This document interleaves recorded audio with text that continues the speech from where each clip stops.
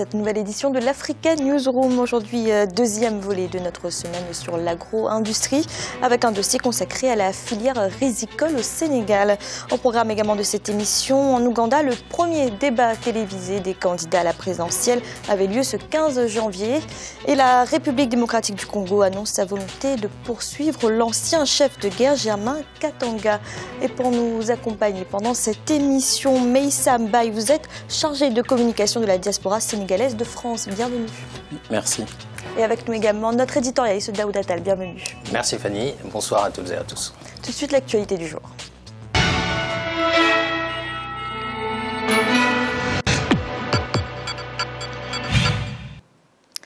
En Ouganda, la course à la présidentielle est lancée. Vendredi 15 janvier, un débat télévisé a opposé 7 des 8 candidats à l'élection du 18 février prochain. Seul le candidat du parti au pouvoir, le président Yoweri Museveni, a refusé de prendre part au programme. Deogratias Podo. En Ouganda, l'élection présidentielle suscite déjà beaucoup d'engouement au sein de la classe politique. Les 7 candidats de l'opposition se sont affrontés dans un débat télévisé le 15 janvier 2016. Le président en exercice Yoweri Museveni, candidat du pouvoir, a pour sa part boycotté ce premier débat. Ces 2 principaux challengers ont répondu aux différentes interpellations des journalistes.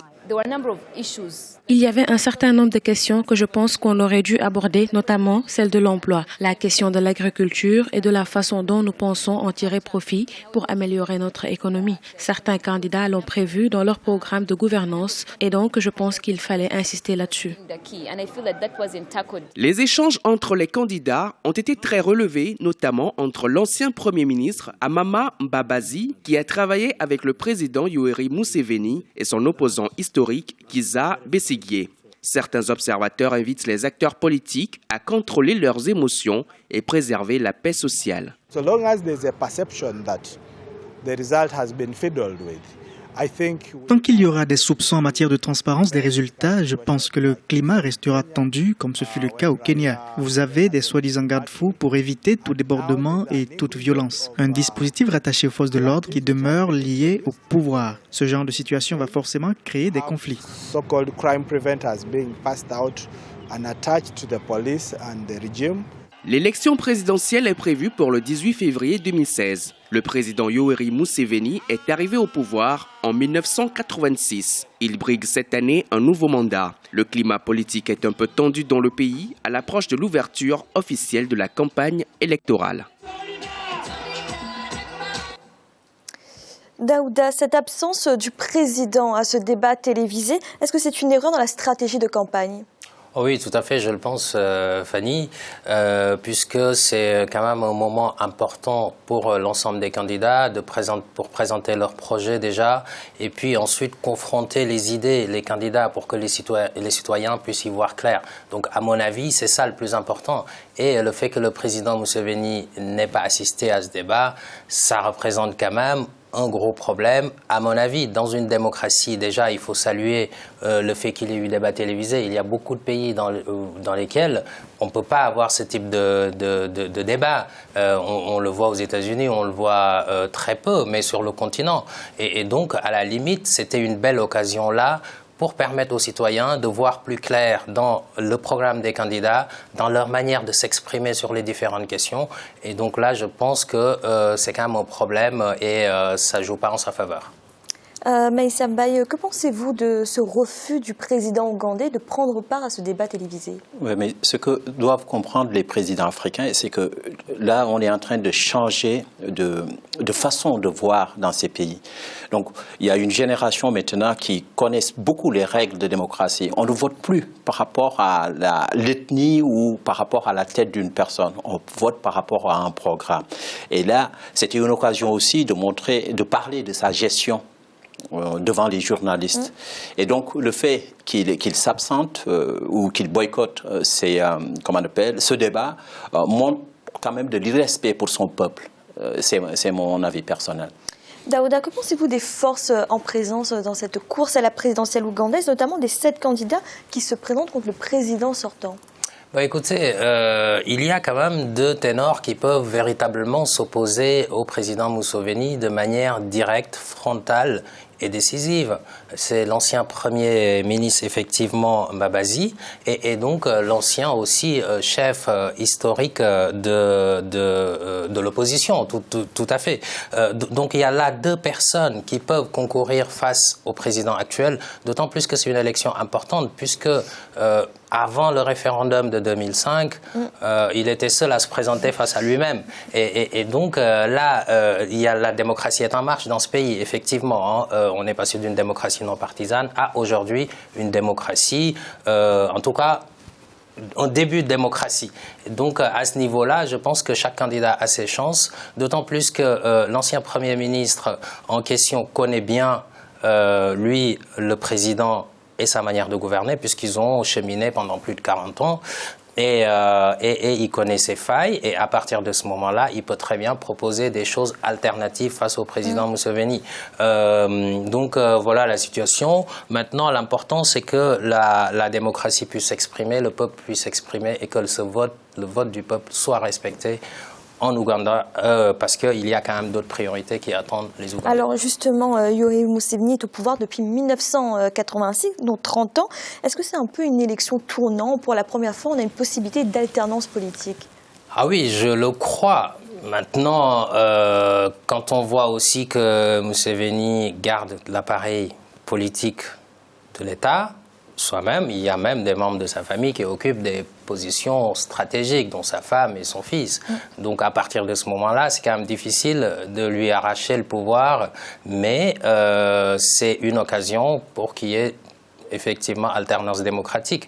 Bon, moi mon observation à ce niveau, c'est qu'il faut maintenant qu'en Afrique, on n'est plus dans la période de la résistance. Le mouvement national pour la résistance du président Museveni, par exemple, aujourd'hui, je pense qu'il n'est plus d'actualité. On n'est plus à l'époque coloniale. Ce que les populations veulent, c'est le développement.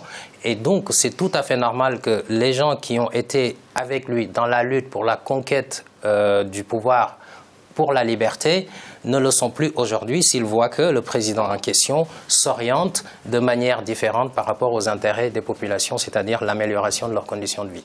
Merci. Dans l'actualité également, la République démocratique du Congo a annoncé sa volonté de poursuivre Germain Katanga. L'ancien chef de guerre a été déjà condamné par la Cour pénale internationale. Il devait être libéré ce lundi, mais reste finalement en prison. Olivia Hieré-Dobré. En République démocratique du Congo, les autorités veulent maintenir Germain Katanga en prison. Condamné à 12 ans de prison par la Cour pénale internationale pour son rôle dans l'attaque d'un village de la province de l'Ituri, à l'est du pays en 2003, ayant fait plus de 200 victimes, Germain Katanga devait être libéré ce lundi 18 janvier 2016, après avoir obtenu une remise de peine pour bonne conduite par la CPI. Toutefois, le ministre de la Justice congolais a fait savoir que l'ancien pensionnaire de la prison néerlandaise à Scheveningen, aux Pays-Bas, poursuivrait sa détention. Il ne sortira pas. Il ne sera pas libéré parce qu'il a été poursuivi auprès de la CPI pour des crimes bien précis. Mais il reste impliqué dans d'autres dossiers tout aussi graves. Il y a 2 procédures en cours contre lui.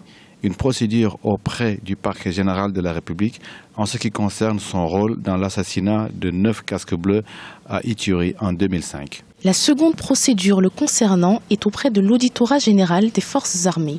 Germain Katanga est accusé d'avoir entretenu des contacts avec d'autres officiers qui sont poursuivis. Surnommé Simba, lion en swahili pour sa férocité à la tête de sa milice des forces de résistance patriotique, en Ituri, l'ancien chef de guerre avait été transféré le 19 décembre 2015 à Kinshasa avec un autre Congolais condamné par la CPI, Thomas Lubanga, pour finir de purger sa peine. J'ai été surpris par l'attitude des autorités congolaises face au cas de M. Germain Katanga, qui a déjà purgé pratiquement sa peine suite à sa condamnation par la Cour pénale internationale. Il y a un principe juridique et je dirais même judiciaire. Et il y a même une disposition claire au niveau de la Cour pénale internationale qui interdit qu'on puisse poursuivre sur le plan national un prisonnier qui a déjà écopé d'une peine qu'il a déjà purgée, même sur le plan international. Donc ce n'est pas normal ce qui se passe. Et justement, c'est parce que les autorités judiciaires congolaises étaient d'accord de coopérer avec la Cour pénale internationale qu'elle était amenée à accepter que le reste de la peine soit purgé en République démocratique du Congo. Je crois même qu'à l'heure où nous sommes, les autorités compétentes de la Cour pénale internationale doivent s'en vouloir. Parce que je ne pense pas qu'elles puissent penser que Germain Katanga, après avoir purgé sa peine, puisse être encore poursuivi pour les mêmes faits en République démocratique du Congo.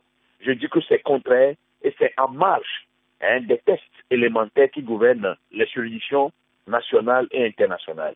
L'Ituri, région de la République démocratique du Congo, riche en or, a été le théâtre d'affrontements entre milices rivales de 1999 à 2007. Selon certaines ONG, jusqu'à 60 000 personnes ont perdu la vie dans ces violences. Depuis 2014, les autorités congolaises ont pris un certain nombre de mesures pour tenter de mettre fin à l'impunité dont ont bénéficié les auteurs de ces crimes. Le maintien en prison de Germain Katanga sonne comme un nouvel effort des autorités pour lutter contre l'impunité en République démocratique du Congo. Et notre éditorialiste Samuel Gembok nous a rejoint. Bienvenue Samuel. Merci Fanny, bonsoir. Alors Samuel, que pensez-vous de la démarche des autorités congolaises qui décident de poursuivre Germain Katanga, ancien chef de guerre, déjà condamné par la Cour pénale internationale? Je pense que là on fait face à une double juridiction. Et les deux juridictions sont complémentaires. Il faut reconnaître déjà que la Cour pénale internationale agit comme étant une juridiction complémentaire, surtout quand les mécanismes et les instruments juridiques nationaux ne sont pas capables de faire leur travail. Mais je pense aussi que si la justice congolaise a décidé de poursuivre ce chef de guerre sur d'autres questions, c'est peut-être lié à sa compétence acquise aujourd'hui. Peut-être en 2005, la justice congolaise n'avait pas les compétences pour juger ce criminel de guerre. Maintenant, si on ne doit pas remettre en question la sentence et la peine purgée par ce criminel auprès de la CPI, il faudrait quand même que la CPI puisse à l'avance traiter de toutes les questions qui étaient retenus. S'ils n'ont pas pris en compte le fait que Germain Katanga ait joué un rôle à l'assassinat des 9 casques bleus et qu'il a joué un rôle présumé avec les officiers qui ont commis des exactions en République démocratique du Congo, ce sont des questions qui restent pertinentes.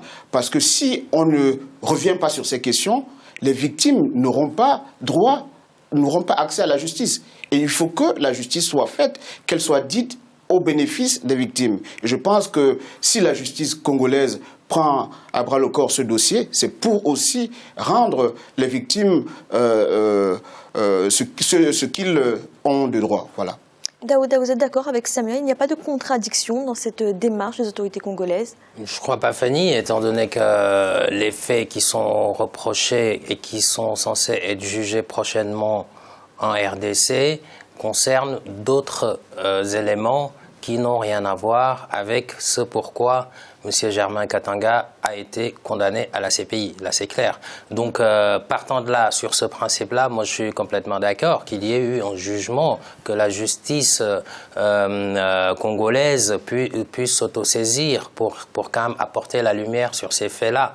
On ne revient plus sur les crimes de guerre, crimes contre l'humanité, etc. Donc, il a déjà purgé sa peine à la CPI, ça s'est réglé. Par contre, le droit national peut s'autosaisir, en tout cas la justice congolaise, et s'exprimer. Mais moi l'observation que je fais aussi à ce niveau-là, c'est surtout que, alors, évidemment, on va dire que la justice congolaise n'était pas prête pour juger, en l'occurrence, Germain Katanga, à l'époque où il a été à la CPI, mais ce serait bien quand même que les États africains puissent juger leurs co-citoyens, à la fois sur des éléments qui concernent les crimes contre l'humanité et aussi sur les éléments qui sont en lien avec ce qui s'est passé sur le plan national, parce qu'il y a eu quand même beaucoup de victimes dans l'Ituri. Et moi, je suis d'accord pour que la lumière soit faite. Peut-être qu'il sera relaxé, il s'est présumé innocent, mais en tout cas, il faut que justice soit faite. Merci. Nous allons marquer une courte pause. Un instant, la deuxième partie de l'Africa Newsroom. À tout de suite.